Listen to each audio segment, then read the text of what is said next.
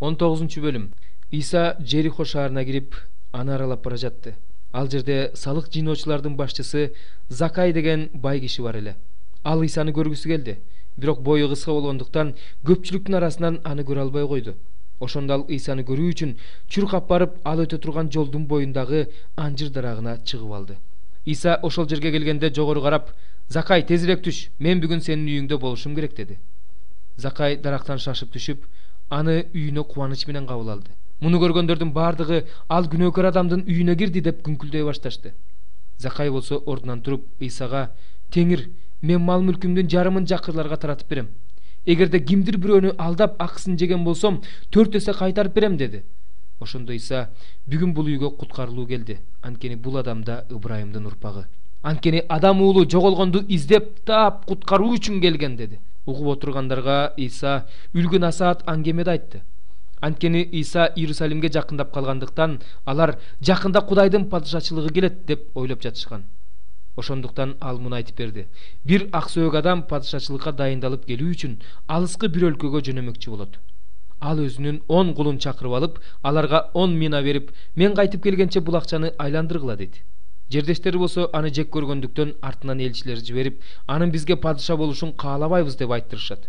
Бирок ал падышачылыкка дайындалып кайтып келет. Берип кеткен күмүшү менен ким канча пайда тапканын билүү үчүн ал кулдарын чакыртат. Ошондо биринчиси келип: "Кожоюн, сенин минаң менен 10 мина пайда таптым" дейт. Падыша ага: "Жарайсың, жакшы кул. Аз нерсеге ишенимдүү болгондугуң үчүн 10 шаарга башкаруучу болосуң" дейт. Экинчиси келип: "Кожоюн, сенин минаң менен 5 мина пайда таптым" дейт. Падыша ага да: "Сен да 5 шаарга башкаруучу болосуң" дейт.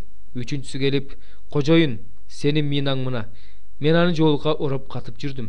Мен сенден корктум, анткени сен койбогонуңду алып, экпегениңди оргон катаал адамсың" дейт. Падыша ага: "Эй, арамза кул, мен сени өзүңдүн оозуңдан чыккан сөзүң менен соттоймун. Сен менин койбогонумду алып, экпегенимди оргон катаал адам экенимди билип туруп, эмне үчүн менин күмүшүмдү айландырган жоксуң? Мен кайтып келгенде кирешеси менен албайт белем" дейт да. Жанында тургандарга: "Андан минаны алып 10 минасы барга бергиле" дейт. Алар болсо ага: "Кожоюн, анын 10 минасы бар да" дешет. Ошондо падыша мындай дейт: "Силерге айтып коеюн, кимде бар болсо, ага дагы берилет. Ал эми кимде жок болсо, анын болгон нерсеси да тартылып алынат. Менин падыша болуумду каалабаган душмандарымды болсо, бул жерге алып келип, менин көз алдымда өлтүргүлө." Ушуну айткандан кийин Иса Иерусалимди көздөй жолун улантты.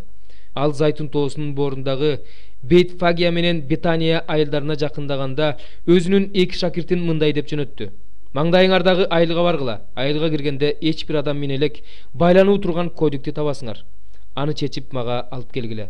Эгерде бирөө силерден: 'Кодикти эмнеге чечип жатасыңар?' деп сураса, бул теңирге керек дегиле."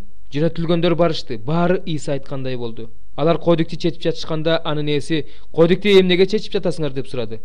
Алар болсо: "Бул теңирге керек" деп жооп беришти. Шакирттер кодикти Исага алып келишти да, анын үстүнө өздөрүнүн кийимдерин салып, Исаны мингизишти.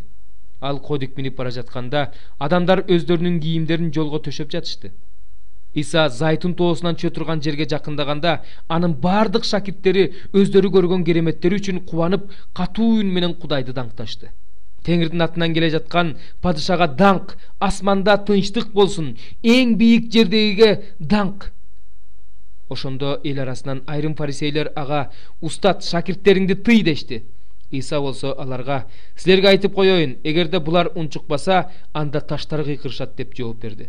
Иса Иерусалим шаарына жакындаганда, шаарды карап алып, ал үчүн ыйлап мындай деди: "Сенде тынчтык болуш үчүн эмне керек экенин жок дегенде бүгүн билсең гана, бирок ал азыр сен үчүн жашыруун.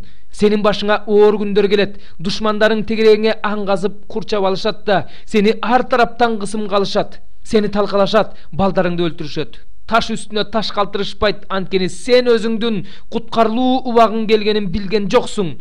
Анан Иса ибадатканага кирип, ыйык жазууда: "Менин үйүм сыйынуу үйү" деп жазылган. Силер болсо аны каракчылардын уюгуна айландырып алдыңар деп андагы сатуучулар менен сатып алуучуларды кууп чыгара баштады. Ал күн сайын ибадатканада элди окутту. Башкы ыйык кызмат кылуучулар, мыйзам окутуучулар жана эл аксакалдары болсо аны өлтүрүүнүн жолун издешти. Бирок ыңгайын таба алышпады, анткени элдин баары анын сөзүнө кулак салып, жанынан кетишчү эмес.